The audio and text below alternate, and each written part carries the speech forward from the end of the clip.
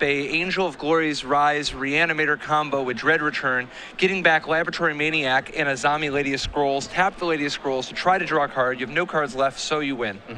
Yeah, now, having said that, you said you only need 4 mana, and that's true. But if you compare this to a more traditional Goblin Charbelcher deck, 4 mana is actually a taller order here than it is for the Belcher deck. This deck is relying on, it has to cast black spells. So you're leaning on Dark Ritual and Cabal Ritual. Whereas your actual free mana sources, your Spirit Guides, things like that, a lot of those make red and green mana, so it's kind of an extra hoop you have to jump through there. Oh yeah, absolutely. Plus the not even having land grant.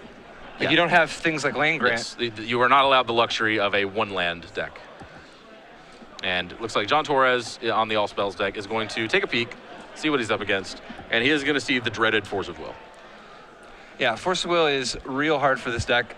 Now, once you actually mill yourself, you're fine because you have multiple Cabal therapies. Yes. The problem, though, is that none of your mana is renewable. So if you use 4 cards to cast one of your spells, and they counter it, you're left with almost nothing. Yeah, this is going to be an uphill battle against just one piece of interaction. That, of course, is traditionally the weakness of these kind of hyper combo decks that don't have any land mana sources. Now, he does have Cabal Therapy, so he has an opening if he can just get enough mana. If he can get up to 5 mana, he can Cabal Therapy Wilson and then follow up with Undercity Informer or Balustrade Spy. And it looks like he is going to go for just that. Cast Dark Ritual, that resolves, and then gets to therapy away that Force of Will. Yeah, how much you want to bet he names Force of Will here? What are the odds? Funny how that works. It's a powerful combination, Probe and Therapy. Interestingly, Ryan could have put the stops on this just by forcing the Dark Ritual. The problem, though, is that then he doesn't have a counter to actually stop the combo. Sure. So here we see it. He's up to 4 mana, so he has Cast Balustrade Spy, which mills somebody until they hit a land. Because he has no land in his deck, we're going to mill through his entire deck, put all of his Narcomoebas into play. He'll be able to sacrifice his Narcomoebas to a Dread Return the Angel of Glory's Rise. The Angel of Glory's Rise will get back the Maniac and the Azami, as we said. And the game is over. This is a turn 1 kill through Force of Will. Yeah. And actually, as he is digging through his cards, he kind of pulls aside the Azami just to, I'm going to get to that one eventually. So yeah, quite the impressive showing here. Yeah, I mean, this is one of the absolute most explosive decks in the format, if not the most explosive. I mean, it obviously is not particularly resilient, but here we see turn 1 kill through Force of Will. I love that the bridge from below there just as a backup. Oh, yeah, because, I mean, sometimes things happen. You have to pitch Narcomoebas, or you end up having to do some Cabal therapying, or, things happen sometimes. Definitely, yeah. And in this particular case, John does have perfect information. Yep. But so nothing's going to happen here, except he's going to try to draw a card and win the game. Well, we're going to have to see if he figures out how to do it in the right order. It looks like it's a dance he's done many times before. Yeah, at least 6 times, I would think. And we are on to game 2. And as I mentioned, the sideboard plan here for John Torrez is pretty spicy. He's looking at 4 Goblin Charbelcher, 4 Lion's Eye Diamond, 3 Spoils of the Vault, 3 Pact of Negation, and 1 Tinderwall. Yeah, the Tinderwall is kind of the funny one. I guess you just want a little bit more mana when you're on the Charbelcher plan. Sure, it's like the dredge decks that have 1 land in their sideboard when they're up against a wasteland deck. I like it. It's just kind of a little hedge when you need your mana base to be just slightly more robust. But yeah, in this case, the big plan there is to simply switch your combo to a different combo that does not rely on the graveyard at all. So now, do you sideboard out a full 15 cards and just bring in the entire package? Or do you mix and match between the two? Because both packages take up so much space. They do. I think you actually have to bring in the Spoils of the Vault if you're leaning on Goblin Charbelcher, because that's a 4 of, and that's your actual only way to win the game, right, at that point. So, yeah, I mean, you can sideboard out the Bridge from Below, the Dread Return, the Azami, the Laboratory Maniac, the Angel of Glory's Rise, 4 Balustrade Spies, 4 Undercity Informers, and then 13, I believe. I think that might even be 14. What is that? 1, 2, 3, 4, 5, 6, 7. Yeah, I mean, once you throw in, I guess, your choice of maybe you take out Wild Cantor. That's a mana source, kind of. But how do you get ahead with Wild Cantor? Well, it's a way to convert red and green mana into black mana, which is an important. Okay. And you'll note he has 3 summoners packs as well. So that's kind of like he has a virtual 4 ways to turn his spirit guides into a way to cast Dark Ritual. And then of course, obviously, Narcomoeba not super good if you take out the mill. So right. It looks like the mill package a little bigger than you can, a little too big to actually literally take out everything. Mm-hmm. So yeah, you're basically going to be left with, I don't know, a random Dread Return, and yeah, you'll have a few dead cards, I suppose. That's even with bringing in the three Pact of Negation and the Tinderwall. The real question is, does he even make that transition? This is Rug Delver. This is not a deck that is particularly well known for bringing in like piles and piles of Graveyard Hate. This is not a Rest in Peace deck. Or a Leyline of the Void deck. Or a Leyline of the Void deck. This is not even a Deathrite Shaman deck. We know, looking at his list, that Ryan Wilson has access to 2 Submerge, 1 Dismember, 1 Vendilion Click, 2 Red Elemental Blast, 1 Sulfuric Vortex, 2 Rough and Tumble, 1 True Name Nemesis, 1 Ancient Grudge, 1 Sulfur Elemental, 1 Grafdigger's Cage. It took long enough, but there it is. And 1 Teferi's Response and 1 Destructive Revelry. So that is a grand total of 1. Yeah, I mean, like obviously, he's going to try anything he can to, any kind of disruption he can, like Vendilion Click. But he is not really well set up for this matchup at all. He's going to be crutching very, very hard on his counter magic. Mm-hmm. I would, if I were Torrez, I would not want to dilute the formula whatsoever. No. Yeah, well, I mean, of course, being able to compare lists like this, it's pretty easy to say, like, yeah, I would rather just keep it with the Balustrade Spy package. But of course, he doesn't know quite what he's up against in terms of the actual mix of Graveyard Hate. Some Rug Delver decks play more cages. Some of them mix it up with some Tormod's Crypts as well. In this particular case, yeah, Ryan Wilson's, his sideboard in particular, just doesn't really do anything. I don't think he brings any of these cards in except for the 1 Grafdigger's Cage. Even just Vendilion Click, it's not very good and it's pretty slow. Sure. But some of this burn in his main deck is just like Forked Bolt is just deader than dead. That's fair. He could trim the 1 off Forked Bolt. His main deck is actually pretty well set up other than, the bolts, they're not great, but they're a clock in a way. But he does have, of course, 4 Force of Will for Stifle. That's actually pretty big. Stifle can stop the Balustrade Spy. Yeah, and I think that kind of, like having those kind of 1-mana answers, mm-hmm. It gives him hope, and it's why we're seeing him aggressively mulligan here. He's not just looking for lands and spells. He needs some of his high-impact spells that can actually buy him time, because this the all-spell deck is probably the highest turn 1 kill deck in the format. Oh yeah, and this is definitely a matchup where there could be hands that are normally insane for a Rug Delver deck that are just completely useless. It's like the double Mongoose, double Wasteland, and Brainstorm and a Fetch Land or something like that. Hands you would normally just keep in the dark. But just completely useless here, yes. Needs Force of Will, or Stifle, or Daze, or Spell Pierce.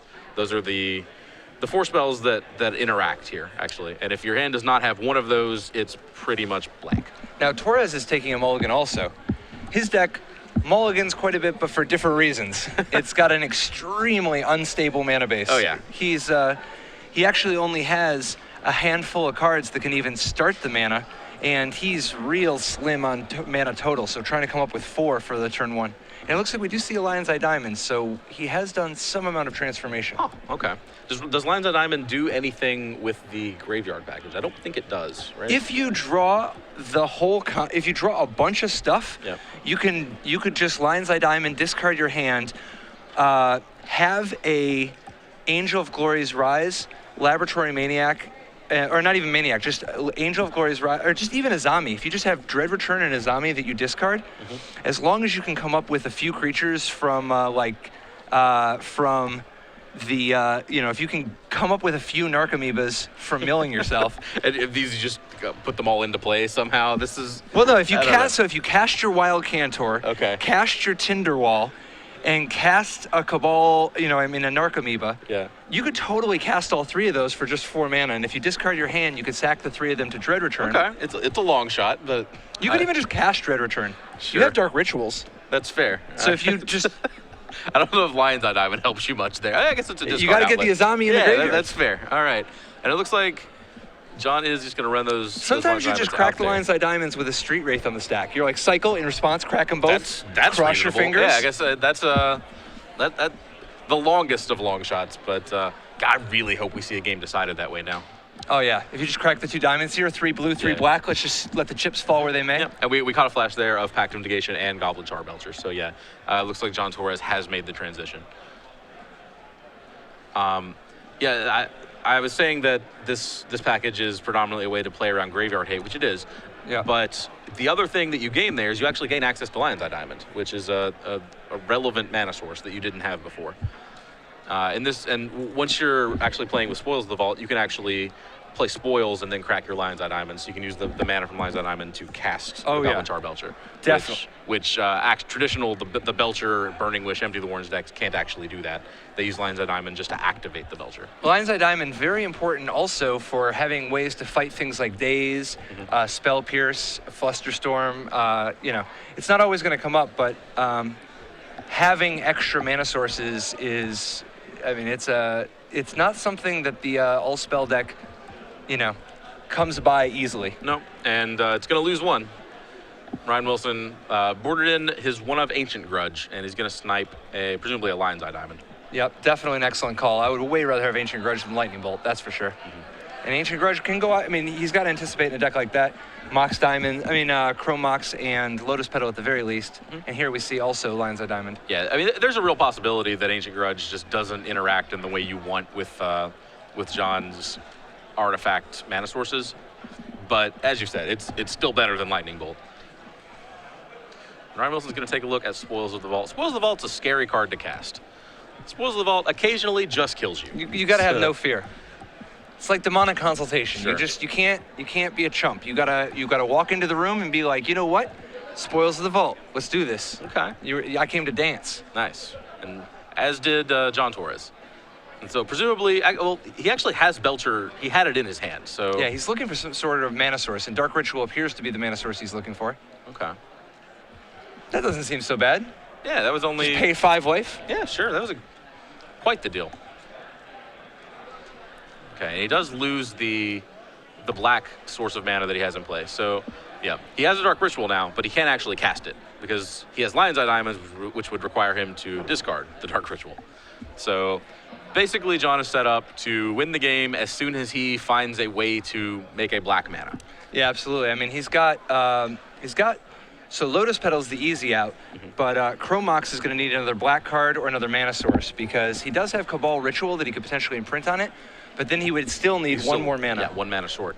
Manamorphose can eventually get you there if you also have a Simian Spirit Guide or an Elvish Spirit Guide.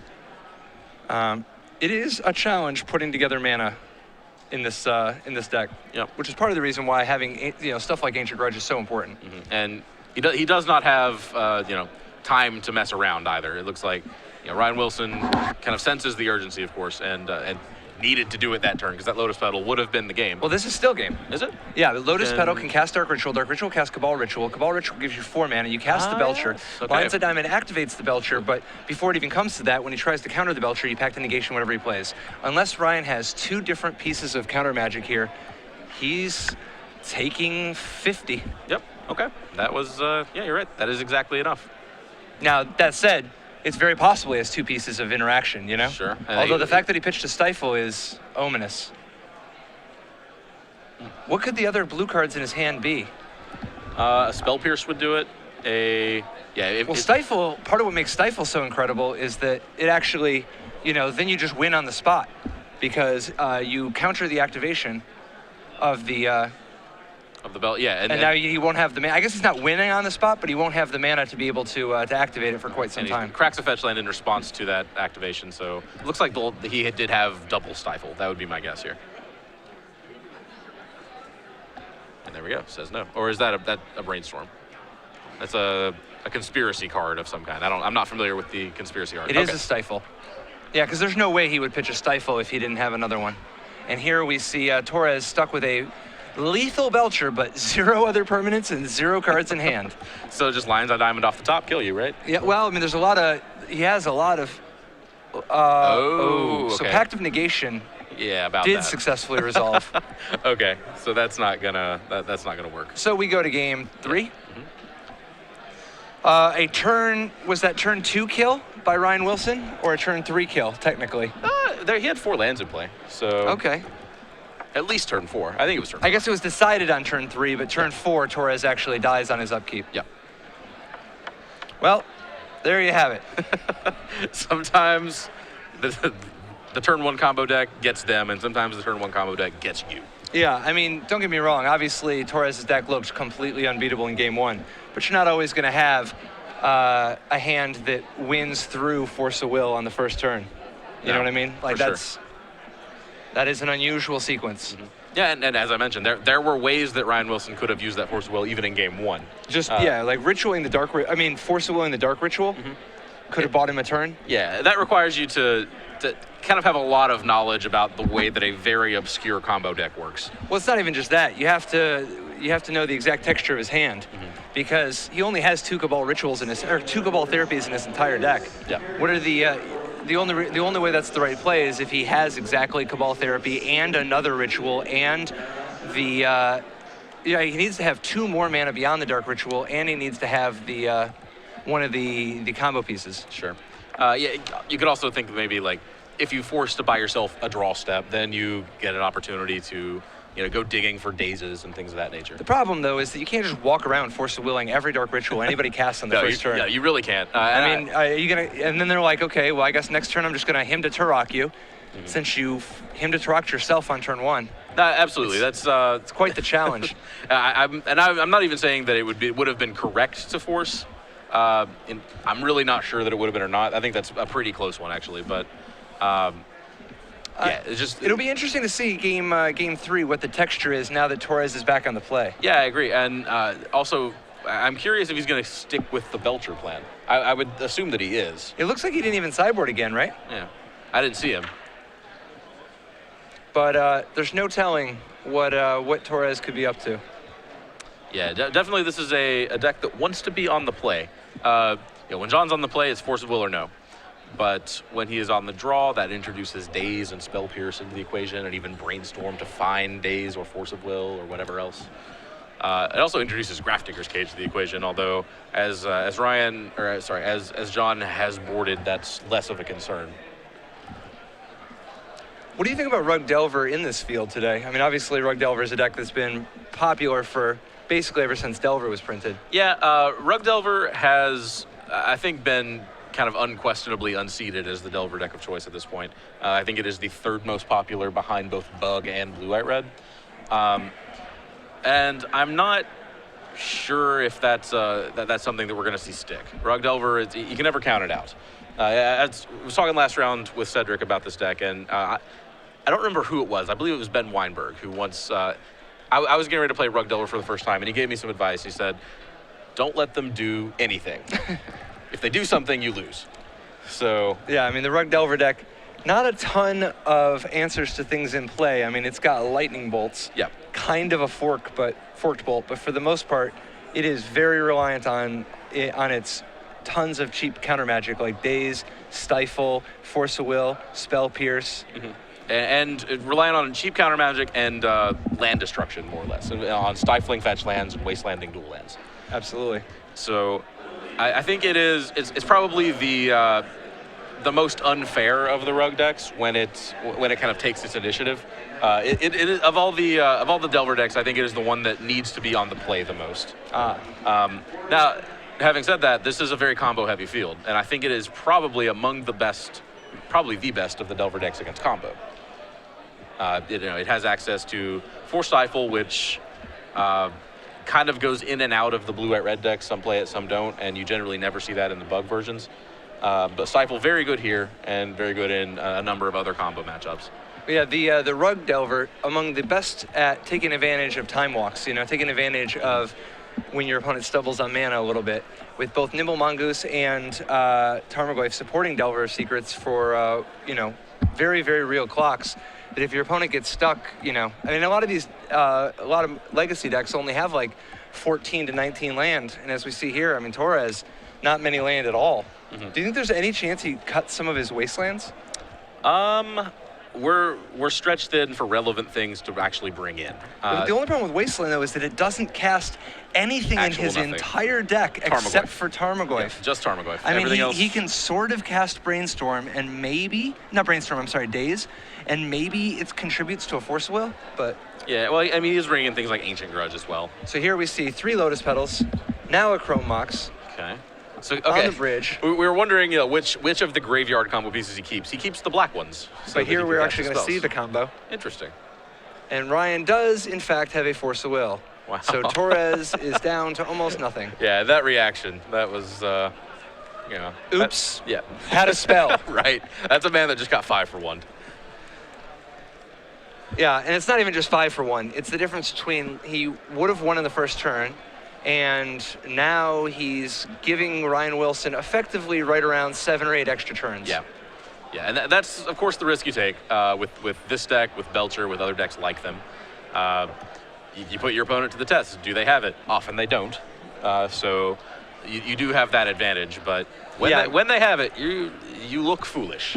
I mean, this is really a deck that is built to dodge Rest in Peace, Leyline of the Void, and Force of Will. Every time he faces some of the other combo decks, though, particularly like Storm or anything like that, it's funny to think of Storm as being a slower combo deck. Yeah. But I mean, Storm often doesn't win until turn 2. I mean, sometimes it wins on turn 1, but it often has to take 2 turns. Yeah, very rare. Whereas this all-spell deck is over 50%. I would guess. It's hard to say, but actually, yeah, it basically has to be to have a winning record. And here we see Destructive Revelry, more of the artifact hate, which is particularly effective for making sure that Torrez is just as mana screwed as all of Ryan Wilson's other opponents. Right. If maybe Wasteland won't work and you can't stifle fetch lands, but he is gonna go after his mana one way or the other. And here we see a Tarmogoyf coming down. Yeah, and that is going to limit the amount of time John Torrez has to reassemble his combo significantly. Yeah, I mean, this is a 5-point or a 4. I guess it's only 4. Yeah, 4/5. It is a 4/5. You see the fabulous SCG4/5 die. So John Torrez just over 4 turns. And it's tough. He knows he's drawing super thin. Even if he draws another ritual and a combo piece, a single blue card and he's toast. Yep. And the hand there, I believe, Manamorphose, Narcomoeba, Simian Spirit Guide. Yeah, those are not cards that do things here. Looks like he's contemplating chaining Manamorphose into something, but I'm not sure what you find there. Well, I think he's got to wait till his last possible turn, which from the looks of it is next turn. Yep, he just had a turn removed thanks to that end step bolt, but the Delver does not flip, so he gets a kind of a brief reprieve there. Now, in theory, he could potentially live one more turn, but I would not count on it. Yep, he's banking on that Delver not flipping. Also, he just drew, I believe, a Gataxian Probe, so if he waits a turn, the probe gets turned off. Yeah, so... Although he could actually just cast it with his Chrome Mox. Yeah. No, but he decides to pay the life. No guts, no glory. I'm not sure what... oh, that's a start. Okay. I was starting to say, I'm not sure what sequence gets you out of this. I think you need to Manamorphose into Dark Ritual. Is that the... Yeah, I mean, he's there. He's so close. If he just gets a Dark Ritual, and now he can pitch Simian Spirit Guide to actually pay. So he'll have 2 mana. If he gets Dark Ritual, he'll actually win. A big Dark Ritual. I can feel it. Cabal Ritual would also win. He's gonna slam it. Come on, don't slow roll us. Woo! Oh! Nice. Unbelievable. That is beautiful. That's just the way we drew it up in the playbook right there. Yeah. Wow. And gonna start flipping cards over. See, you gotta have faith. Just Gataxian Probe. Don't pay the blue. They might have a daze. You can't. Sure. No, you can't be scared. That was You don't good. show up with 0 land in your deck if you're scared. You could be crazy, but you're not scared. You're definitely not scared. No. Yeah, that was beautiful. Now And he doesn't have the thing is, does he have enough creatures to win? he did pitch 1 Narcomoeba to the. He did pitch a the Chrome Narcomoeba. Mox. Oh, There it okay. is, He did not board out a Narcomoeba. So yeah, has all 4. Yeah, he didn't have the Dread Return either because he had exiled it to the previous Chrome Mox. So yeah. So yeah, needed is to have wild. all 4 in his deck, but he did. Unbelievable. Yeah. That's how you do it. That's how you do it. Not You gotta just bad. keep your cool. That's John Torrez advancing to 7-1. Yeah. In a miraculous comeback. Yeah, not bad. And this is this field just over the line, I think. Likely all of the X1s will get to draw in here. Okay. So it's looking pretty good for him, and man, Yeah. That's why you slam it. Right? That's why you slam Yeah, it. if he had peaked first, I guarantee you it would have been well, and dude, style points. for sure. That's what I'm talking about, man. Yeah. Legacy. This is a man who knows how to combo people. Dude, I want to see Belcher versus all spells. That's what I'm talking about. Let's do this. That's like literally 2 rocket cars drag racing. Yeah. That's like the Budweiser Rocket and like, I don't know, an SR-71 Blackbird. Sure. And they're just in a race to the finish. Those two decks don't necessarily play Magic with each other as much as they play Magic at each other. Yeah. Well, I mean, you saw Torrez interacting there. He, Yeah, because he needed to.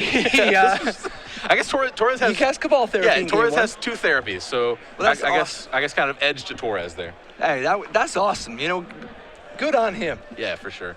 All right. Well.